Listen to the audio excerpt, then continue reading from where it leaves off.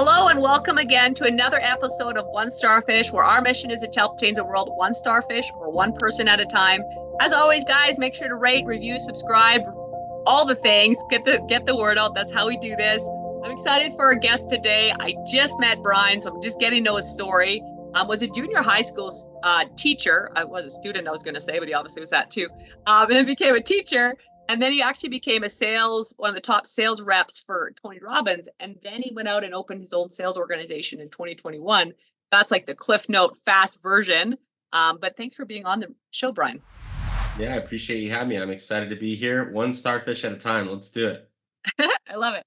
Awesome. Well, let's go into a little bit of your story. So you were a junior high school teacher, which is kind of like, first of all, what got you into becoming a teacher? And then, maybe transition to what got you out of being a teacher.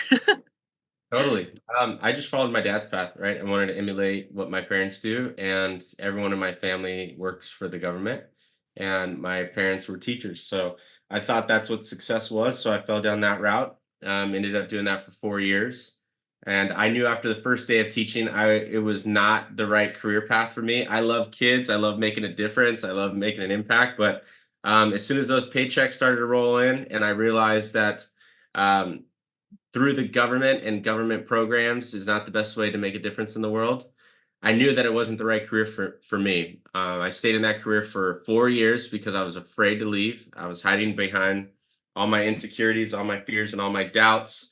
And I knew I should have left, but I couldn't get myself to leave. I came up with every excuse in the book. I'm too young. No one in my family works for the private sector. I can't be successful outside of teaching because that's not what I was trained on. And I hid behind those fears and those doubts for 4 years until I hit my rock bottom where I was depressed, trying to figure out what I want to do with my life. It was like 3:30 in the afternoon after school, and I found myself laying in bed in a dark room, flipping through Sports Center, and I was like, "Oh my God, I don't." It was just a random like Wednesday, and I just started crying. I was like, "This isn't my life. Like, I am not the guy who's just sitting there wasting his life away because he doesn't have something that he's working towards."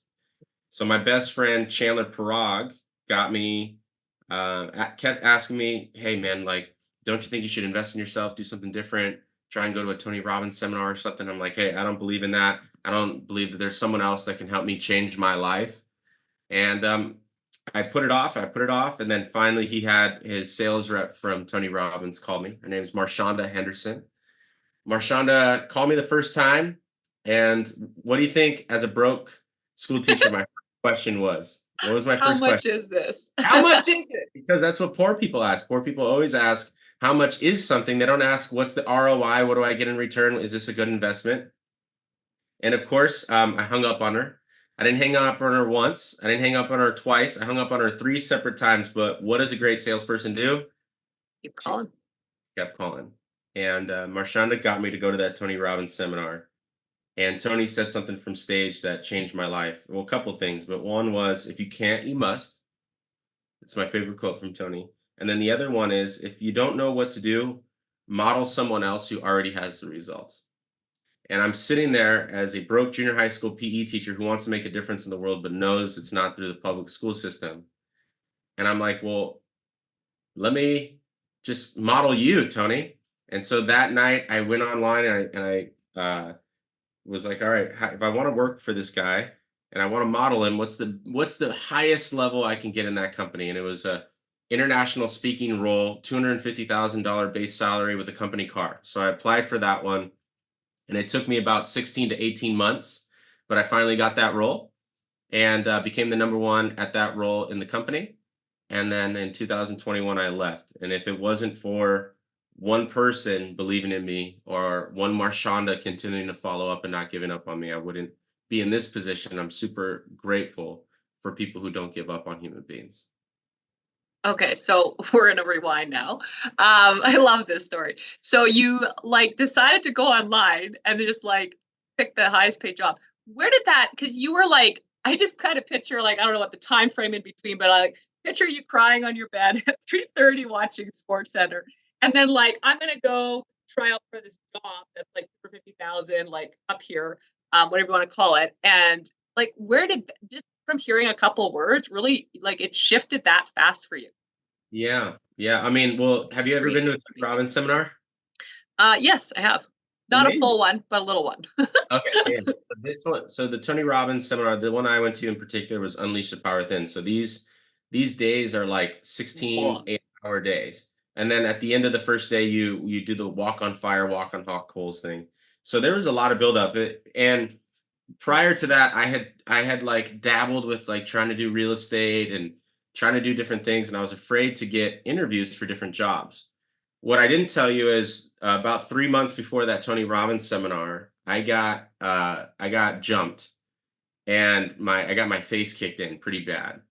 And when the police showed up, all of the guys who jumped me turned on me and told the police officer that I was the one that started it. Of course. And so the police officer ended up giving me like 2 accounts of assault. And this is in Arizona, back in 2016, 17. So here I am, a junior high school PE teacher that didn't do anything wrong, that now has this ticket where I guess they're misdemeanors. I don't. And so now I had to go get a lawyer to defend myself. And all of those charges ended up getting dropped because there was footage of what happened and whatnot. But um, in the meantime, I thought I was going to lose my teaching job Right, of course. because I'm like, oh my God, this is going to go on my record. Like, Yeah, you can't do that with teaching. Like, and I'm paying for a lawyer with credit cards, and I'm like, this is like, I got to do something. So right when I go to the Tony Robbins seminar, I'm like, I got to go get a sales job. So I applied to 4 sales companies, and I got all 4 jobs.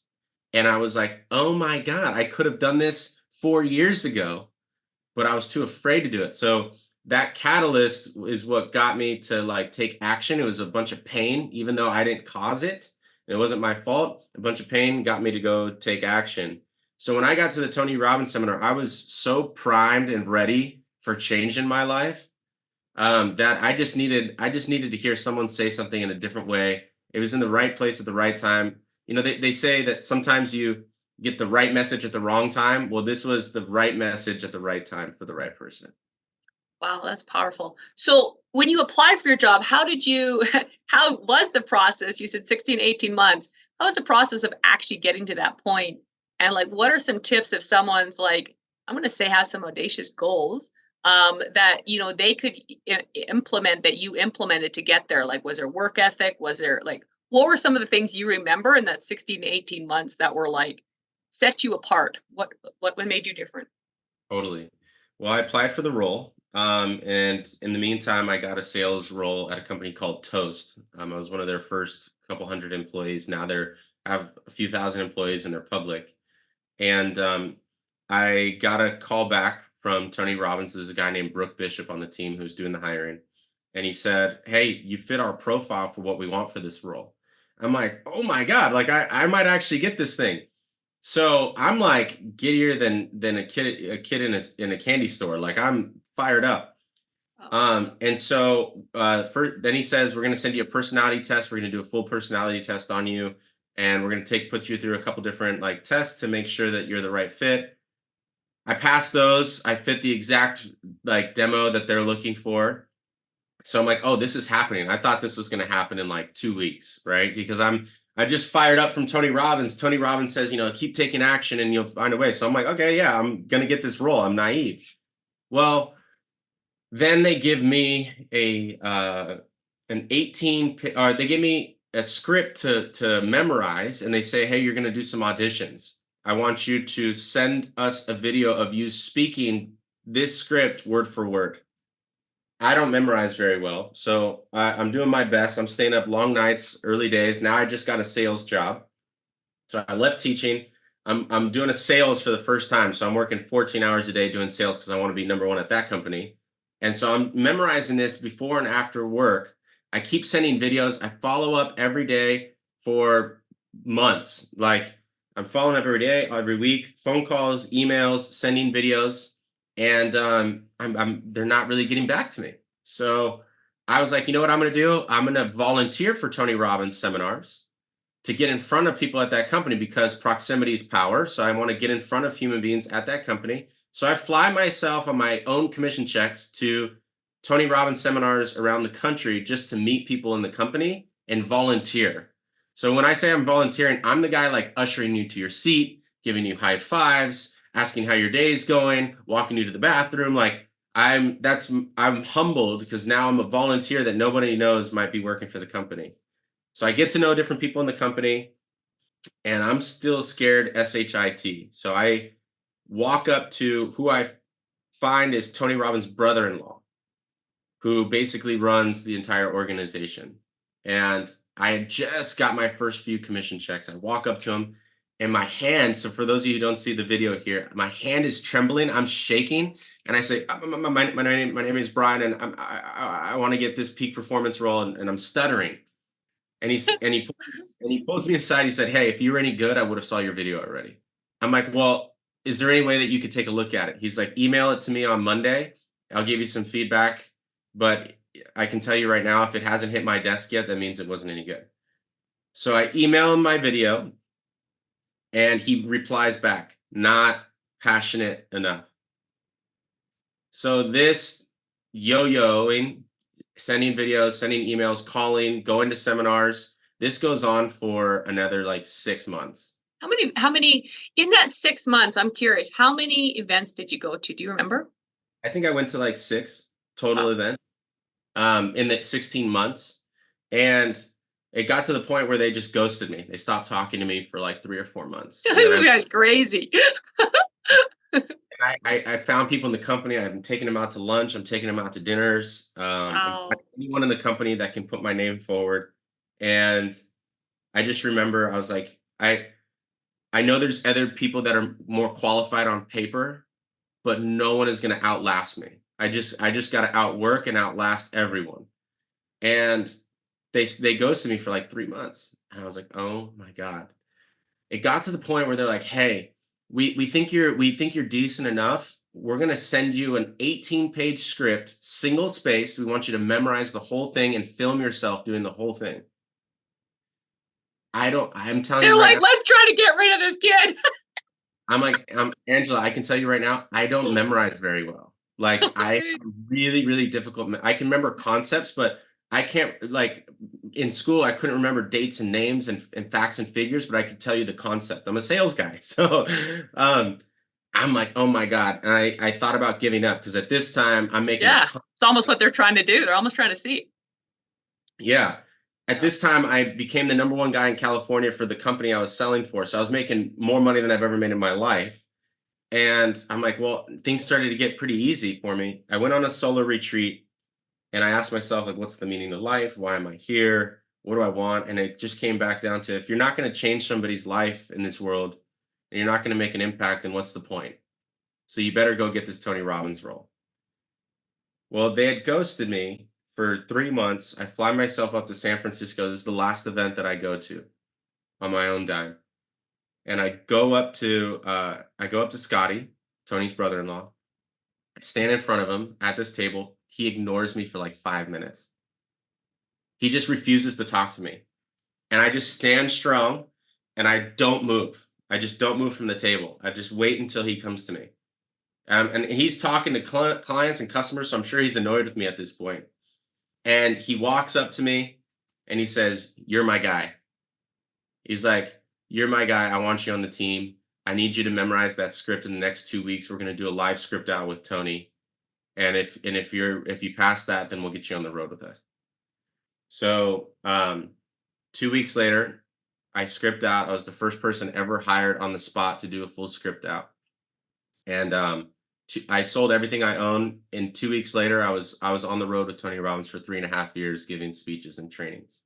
So the lesson that I would tell anyone, if you're trying to get a lesson out of this, is that um, once you set your target on something, don't waver and continue to outwork and outlast anyone. And it has to pop for you. Like I have a belief that I share when I'm training companies. It's number one, if you have pure intention. Number two, if you have relentless and consistent action and you put in relentless and consistent activity. And number three, this is the key, you're humble enough to receive feedback and implement that feedback. It has to pop for you.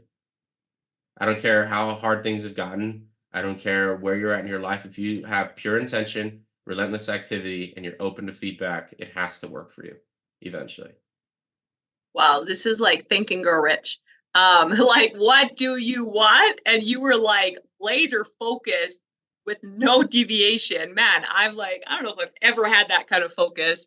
Um, it I was inspires desperate. me. I wouldn't call it focus. I was desperate. I Yeah, just but you were more than that though. You were super focused because you were desperate before, but then you went and got the job, you made the money, you were having a good life. You could have said, you know what?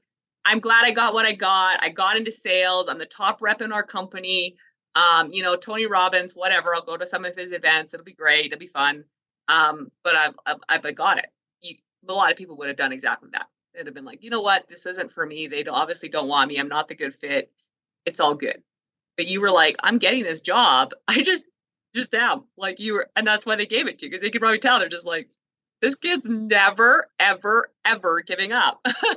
He'll be yeah. here at 7 years old, being like, here I am at every event. And there's something about that, man. That is so freaking inspiring.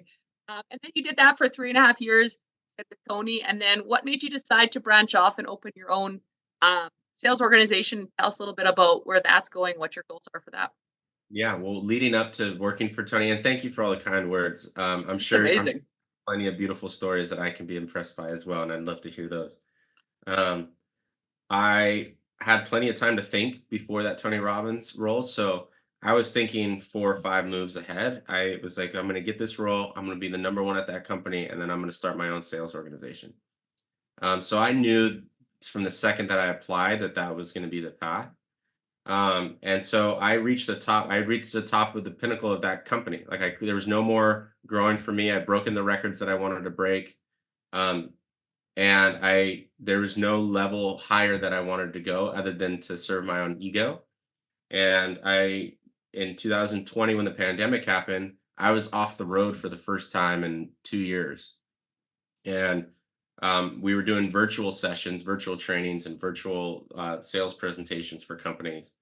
And so I had more time, more free time than I've had in 2, 3 years because instead of traveling to give speeches, I gave 850 speeches and sales presentations in 3.5 years with Tony. Oh, So we were on the road, we were traveling, and for the first time I wasn't traveling and I had time for myself. So I started building all my own resources, my own tools, my own frameworks, and decided to leave in 2021 because it was part of the plan. so, a couple of things that I've got out of this whole thing. You're super competitive. Yeah. You're like, I want to be number one on all of this stuff. And then Mhm. you also, you have a self-confidence about you. Where did the competitive side come from? And the self-confidence is something I think a lot of people honestly struggle with. So what are some ways that, someone's listening to this and maybe they don't have the self-confidence? So I think that's huge. How do you think people can build it? Like where did it come from for you and what made it stronger if you can think of anything? Yeah, the self-confidence comes from and the competitiveness comes from my dad is a football coach. I was in sports my whole life. My mom and dad were divorced, so to keep me busy, I'm pretty hyperactive. I was literally in sports year round or daycare year round, like competing against the other kids. So all I did is learn how to socialize and learn how to compete. So from the moment I woke up, from the moment I woke up as a kid, I usually wasn't home until about 7 p.m. because I was going to daycare and then I was going to sports and then coming home, eating, homework, sleep. So I think that work ethic and seeing my mom work so hard, my dad work so hard, that competitive drive came in that way. Um, Mhm. and then the self-confidence comes from the fact that I've had to work at it my whole life. I in junior high school and stuff, I was always the kid that was a little bit different than everyone else. So I always had to work hard and work hard on myself to understand how the world perceives me and how I perceive myself. And I don't hang my self-confidence on any of my abilities or any of my gifts that God's given me. I hang my self-confidence on the fact that I just will outwork people. And then I also know that like my creator made me for a purpose. And as long as I'm focused on the purpose, it's not about me. Um, Self-confidence comes from my ability to want to serve other people, not serve myself. So good. I so agree with that.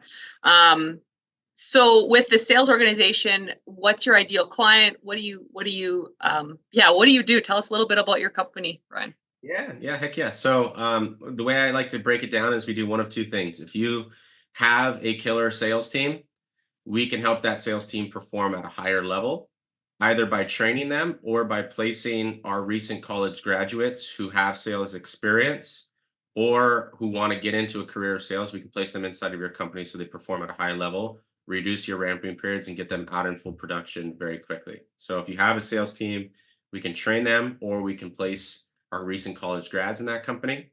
If you don't have a sales team, this is very rare. We don't really market it very much, but we have a sales agency where if you're selling a product or service that's over 5K and you got a bunch of leads, then we can help close those leads for you because we have our own sales army who can do that.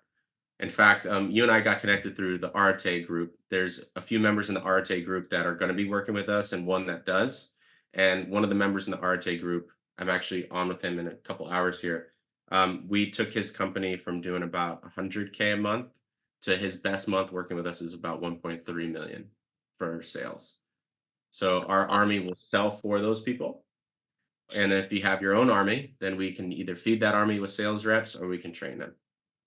That's awesome. So how many people work in your organization right now then, Brian? Yeah, we have 15. That's really cool. And what's your One vision for the operations, next the rest is sales. and then what's your vision for the next 5 to 10 years? Like obviously you're organized with where you're going. So where are we going now? Yeah, we're going to be the number one sales company in the United States in the next 10 years. We're going to impact over 10,000 college students, both in the US or abroad, and help them get placed into reputable companies. Our motto at Sell Up is empowering people to make life changing decisions. So we don't believe that sales is just selling or a transaction. We truly believe that, like you, like a starfish, if you can make a change or a shift in somebody's life, it can truly change the trajectory of their life forever. And I believe that you're just one sale away, you're one connection away, you're one yes away from getting someone to shift either their business or their life. So we see sales or influence, if you don't like the word sales, as the ability to get someone to take action that they know they already want to take. And Making me so fired up. I just want to go talk to people. I just Yeah. sales is So cool. truly, if it wasn't for Marshonda really selling me, I wouldn't be here. If it wasn't for Chandler really selling me, I wouldn't be here.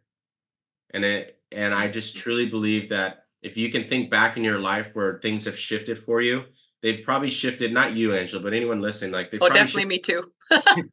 they've shifted for a couple reasons. Significant emotional events, right? So you had an event that happened that got you to shift, or an outside influence. Someone who said something to you, who did something to you, who convinced you of something, and that changed the entire trajectory of your life. And we believe that sales is that. So helping Wow, people in the that's next 10 years. that's so good. I love it. I totally see it happening. You made everything else happen. Thanks And so much. when God's on our side, anything can happen. Couldn't So agree. Thank you yeah, for that. that's a big part of it. I love it. Very cool. I know we could go on and on forever, but I like to keep these a little short and sweet. I always have 3 final questions, but then I also want you to give anything that we didn't touch on that you think would be really impactful for listeners at the end. Great. First and final question: what's one word or what's one sentence you would say that could help someone find their purpose? Yeah. If your destination is bigger than your current reality, your actions must be match where you want to go.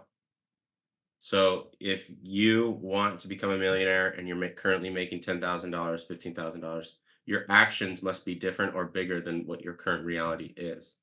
And I think where most people get stuck Hmm.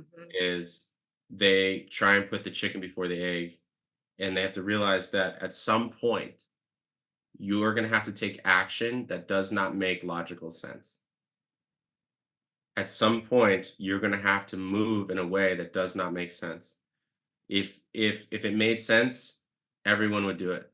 It has to make no sense to your brain because your dreams and your outcomes are bigger than where you want to go.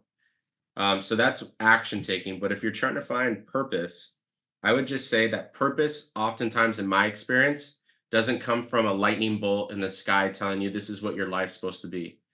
It comes from taking one step before the next. If I can give a quick analogy, there's a parable that they talk about. If you want to go through a dark forest and all you have is a lantern and that candle is burning in that lantern.